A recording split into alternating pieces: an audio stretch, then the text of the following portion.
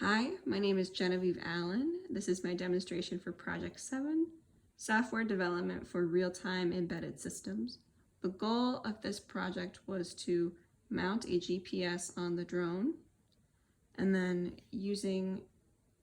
connect that GPS to a Raspberry Pi, have that Raspberry Pi function as a Wi-Fi hotspot, and be able to process and display the GPS data on an external host, so something connected to that hotspot. And so for our setup, there is the GPS right here.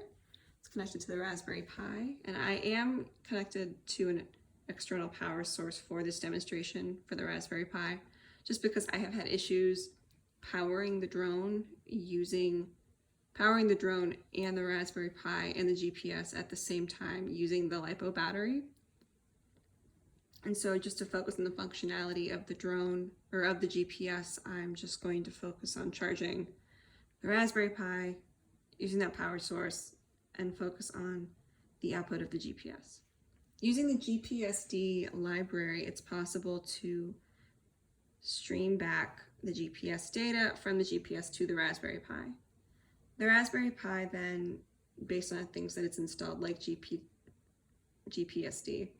is able to display that information. And because the Raspberry Pi is set up as a hotspot, an external host can connect to the Raspberry Pi and display that data.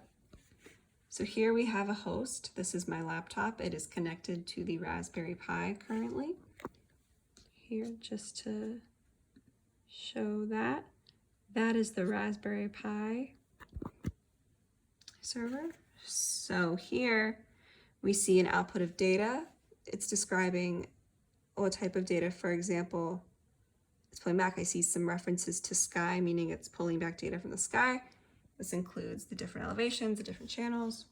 There is currently no output. No fix, from my understanding, means that there was an issue being able to pull back and display the data, but that it is getting the data. It's more so just a function of the satellites and things like that.